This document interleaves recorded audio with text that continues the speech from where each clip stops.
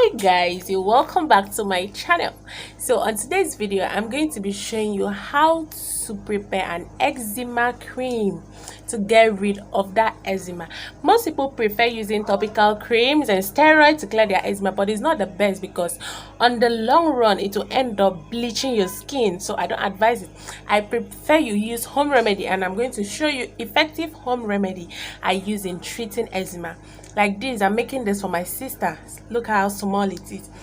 Before this finishes, the eczema will clear.